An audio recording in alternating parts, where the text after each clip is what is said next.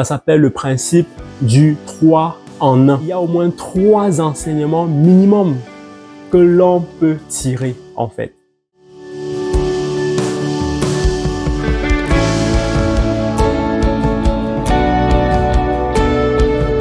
Bonjour ou bonsoir en fonction de l'endroit à partir duquel vous recevez cette vidéo.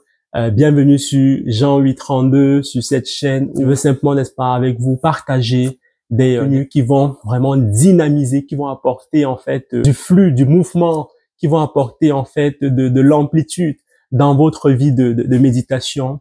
Et vous savez, il faut toujours régulièrement prier pour demander au Seigneur la grâce d'avoir une vie de méditation qui persévère, qui est continue, qui tient dans le temps. La méditation et la vie de prière constituent les 2 éléments que l'ennemi combat le plus en marche avec le Seigneur Jésus-Christ. Mais l'objectif de cette chaîne est simplement en fait de partager le maximum de contenu afin que chacun puisse, dans son intimité avec le Seigneur, développer sa vie de méditation. Récemment, je me suis rendu compte que c'est vraiment important de méditer les Écritures parce que lorsque le prédicateur enseigne le dimanche, ou bien lorsqu'on écoute un enseignement de la parole, en fait, l'enseignement, lorsqu'il vient en nous, lorsque la parole vient en nous et qu'elle trouve notre niveau de compréhension que nous avions déjà, ça vient en fait vraiment étirer. C'est comme si la lumière que cette parole, lorsqu'on l'a médité la première fois, la lumière que cela avait provoqué en nous, donc c'est comme si la prédication qu'on écoute vient amplifier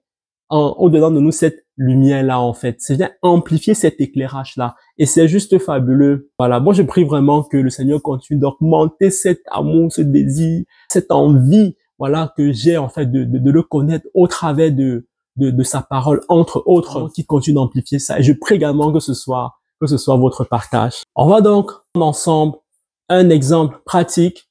Nous sommes en train de prendre des exemples pour appliquer, voir comment est-ce que le principe du 3 en 1, c'est-à-dire qu'à partir d'une information, d'un passage, d'une parabole, on peut tirer 3 niveaux d'enseignement. Ok, c'est ce qu'on a vu dans la vidéo précédente.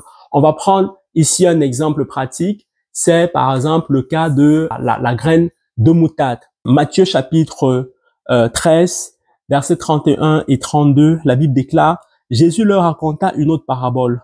Le royaume des cieux ressemble à une graine de moutarde qu'un homme a prise pour la semer dans son champ. Verset 32, c'est la plus petite de toutes les semences, mais quand elle a poussé, elle dépasse les autres plantes du potager et devient un arbuste, si bien que les oiseaux du ciel viennent nicher dans ses branches. Ok? Amen. Allez, dis amen. Voilà, donc ici on vient de prendre le passage. Le principe du 3 en 1, c'est simplement que dans un passage, en fait, sur lequel on médite, dans une parabole, le Saint-Esprit peut nous accorder la grâce de tirer au moins 3 niveaux de compréhension, c'est-à-dire 3 enseignements distincts. Donc, le premier niveau de compréhension, c'est tel qu'on vient de lire simplement. Donc, Jésus prend une illustration, il dit le royaume des cieux ressemble à, il prend le cas d'un agriculteur. Donc, premier niveau de compréhension, c'est quelqu'un qui lit la Bible et qui dit, ah ben tiens, Jésus est en train de parler d'un agriculteur lambda qui a peut-être un champ. Il va prendre une de ses semences qu'il va mettre en terre. À un moment donné, la semence va grandir et la plante va être tellement grande que les oiseaux vont venir se poser sur les branches pour s'abriter ou bien pour se reposer. Ok? Ça, c'est le premier niveau de compréhension. Voilà. Maintenant, deuxième niveau de compréhension. Pour accéder au deuxième niveau de compréhension, il faut maintenant utiliser les figures, les images, les symboles. Ok? On sait dans Luc chapitre 8 que la semence, c'est la parole de Dieu. Et on sait également que à partir de la parabole du semeur, on sait également que la terre dans laquelle la semence est semée, la terre qui reçoit la semence, c'est le cœur de l'homme. Donc, on peut ici commencer à méditer sur un deuxième niveau de compréhension et se dire, la semence en question, c'est peut-être la plus petite parole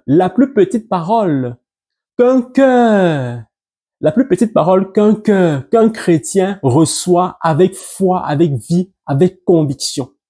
Donc, cette plus petite parole, qu'est-ce qu'elle va générer? Elle va faire en sorte, elle va provoquer en lui le simple fait que, en tant que chrétien, en tant qu'enfant de Dieu, j'accepte la plus petite parole, la plus petite semence que Jésus a dite.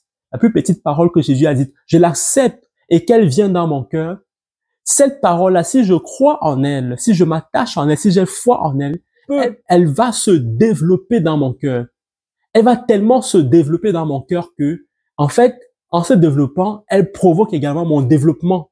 Et quand mon développement personnel en Christ, c'est-à-dire ma croissance spirituelle, pardon, ma maturité spirituelle, n'est-ce pas, va commencer à se faire voir. En fait, ce qui va se passer, c'est que je vais devenir comme un arbre avec des branches sur lesquelles plusieurs oiseaux, donc d'autres personnes qui ont besoin d'un endroit pour se reposer, d'autres personnes qui ont besoin d'un endroit pour se poser, qui ont besoin de conseils, qui ont besoin de sagesse, qui ont besoin d'instruction, qui ont besoin d'exhortation, qui ont besoin d'encouragement, vont venir, n'est-ce pas, pour puiser, en fait. C'est bien.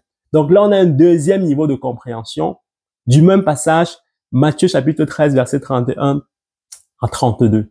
OK? Maintenant, plus que Dieu nous exauce toujours au-delà de ce qu'on a demandé, on va voir un troisième niveau de compréhension. Dans le troisième niveau de compréhension, on reste toujours avec la semence qui est la parole. Maintenant, cette fois, le champ en question, le champ dans lequel la parole est semée, troisième niveau de compréhension, ce champ, ce n'est plus un seul chrétien. Ce champ, c'est maintenant un ensemble de chrétiens. Ce champ, c'est une église locale. Ce champ, c'est une église. Donc, à partir du moment où une église, des fidèles, des chrétiens, des frères et sœurs reçoivent une parole, reçoivent une semence, par exemple dans le cadre d'une prédication un dimanche, dans le cadre d'un séminaire, d'une conférence, reçoivent un certain niveau de parole, de semence, aussi petite que cette parole soit en fait. Si cette église-là reçoit la parole avec conviction, avec foi, n'est-ce pas, avec enthousiasme, avec joie, dans l'objectif de se laisser transformer, de laisser que son cœur soit transformé par cette semence, par cette parole-là, eh bien, ce qui va se passer, c'est quoi? C'est que l'église en question va se développer d'aussi petite, n'est-ce pas, que cette semence était. Elle va pousser l'église à tellement se développer, en fait, simplement parce que l'église en question, les fidèles, croient en cette parole qu'ils ont reçue, croient en cette direction qu'ils ont reçue du Seigneur, du Saint-Esprit, aussi petite qu'elle soit, aussi infime qu'elle soit. Cela va provoquer un tel développement de l'église que l'église en question va devenir un centre de refuge. Et dès lors qu'il devient un centre de refuge, les oiseaux viennent se déposer pour, n'est-ce pas, prendre du repos. En fait, les oiseaux viennent dans cette église en question pour se reposer, pour voilà, se mettre à l'ombre dans les branches, pour se réfugier et voilà, à l'aise. OK? Donc, on voit que voilà un premier passage, c'est l'objectif de cette vidéo où on a partagé une application pratique du principe 3 en 1. On voit qu'à partir de ce passage, on a tiré au moins 3 niveaux de compréhension. Et je pense qu'on peut encore aller mieux. On peut même faire plus, en fait. Il y a une fois, j'écoutais qui disait, on peut même tirer 7 enseignements. Il faisait allusion aux 7 esprits de Dieu. Il dit qu'on peut même tirer 7 niveaux d'enseignement, en fait. Voilà. Donc, là, on se limite à 3. OK. Voilà. Donc, on se limite à 3 pour l'instant. Et le Seigneur nous amène de gloire en gloire. Que le Seigneur vous bénisse. À très bientôt pour la suite.